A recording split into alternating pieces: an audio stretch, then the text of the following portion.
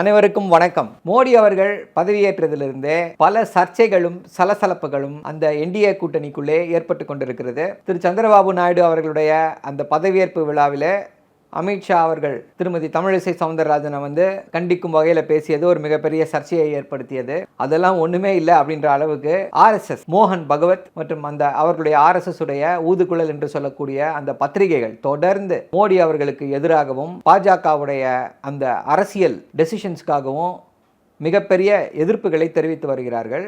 முதல்ல இப்போ இன்னொரு மிக பரபரப்பான தகவல் என்ன அப்படின்னா, திரு மோடி அவர்களை மார்கதர்ஷக் மண்டல் அப்படின்றதுல பிஜேபியோட வெப்சைட்டில் மார்கதர்ஷக் மண்டலில் அவர் பேர் இருக்குது, அவரும் ராஜ்நாத் சிங்கும் பேரும் இருக்குது அப்படின்னு சொல்கிறாங்க. மார்கதர்ஷக் மண்டல் அப்படின்னா வயதானவர்களின் இடம், சான்றோர்களுடைய இடம் அப்படின்றது அர்த்தம். அது என்னென்னா பாஜகவுடைய ரிட்டையர்மெண்ட். இதற்கு முன்னாடி முரளி மனோகர் ஜோஷி, திரு அத்வானி அவர்கள் மற்றும் பல தலைவர்களை எப்படி அரசியலிருந்து ஓரங்கட்டினாங்கன்னா, இவங்களெல்லாம் வயதாகி விட்டது, அடுத்தவர்களுக்கு வழிவிடணுன்றதுக்காக இவங்களெல்லாம் மார்கதர்ஷக் மண்டல்னு சொல்லி அனுப்பி வைத்து விட்டார்கள்.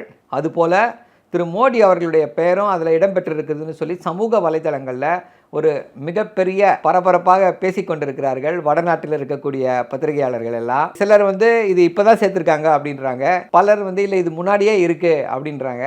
அது என்ன உண்மை என்று நமக்கு தெரியவில்லை.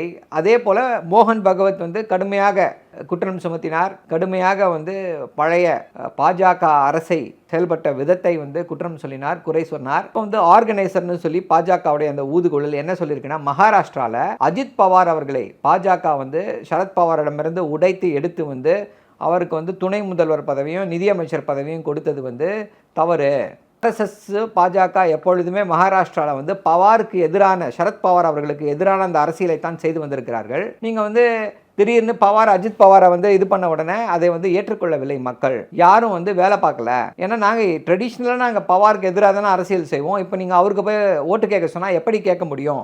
அதனால் மகாராஷ்டிராவில் ஏற்பட்ட தோல்விக்கு இது ஒரு முக்கியமான காரணம் என்று சொல்கிறார்கள். இதனால் பலரும் பலவிதமான ஹேஷியங்களை சொல்லிட்டு இருக்காங்க. அஜித் பவாரை தூக்கிடுவாங்க, அஜித் பவாரை அனுப்பிச்சிடுவாங்க. அஜித் பவாரை தூக்கிட்டாங்க, அனுப்பிச்சிட்டாங்க அப்படின்னா அங்கே ஆட்சி கவிழ்ந்து விடும், மகாராஷ்டிராவில் ஆட்சி கவிழ்ந்து விடும்.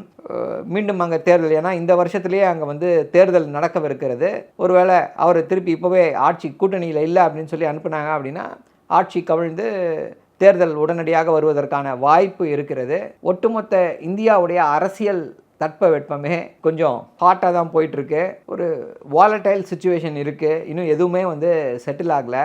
முக்கியமாக பார்த்தீங்க அப்படின்னா இந்த ஸ்பீக்கர் யார் அப்படின்றது இன்னும் முடிவாகவில்லை. திரு சந்திரபாபு நாயுடு அவர்கள் அவருடைய கட்சிக்குத்தான் ஸ்பீக்கர், லோக்சபா ஸ்பீக்கர் பதவி கொடுக்கப்பட வேண்டும் என்பதில் மிக தெளிவாக இருக்கிறார் என்று தகவல்கள் கொண்டிருக்கிறது. ஸோ என்ன நடக்கப் போகிறது? இன்னும் ஒரு பாராளுமன்ற கூட்டத்தொடர் ஜூன் 24 தொடங்க இருக்கிறது. அன்றைக்கு எதிர்க்கட்சிகள் ஒரு மிருக பலத்தோடு உள்ளே போகிறாங்க. ஆல்மோஸ்ட் சரிக்கு சமம். பாஜக 240 அப்படின்னா இந்தியா கூட்டணி 235. ஸோ ஆல்மோஸ்ட் ஈக்குவலாக இருக்காங்க.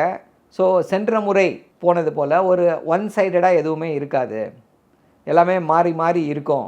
பாஜக எப்படி பிரதமர் அவைக்கே வராமல் இருந்தாரோ அப்படிப்பட்ட விஷயங்கள் எல்லாம் இருக்காது அப்படின்னு சொல்கிறாங்க. பொறுத்திருந்து பார்ப்போம் என்ன திருப்பங்கள் காத்திருக்கிறார் என்று. நன்றி, வணக்கம்.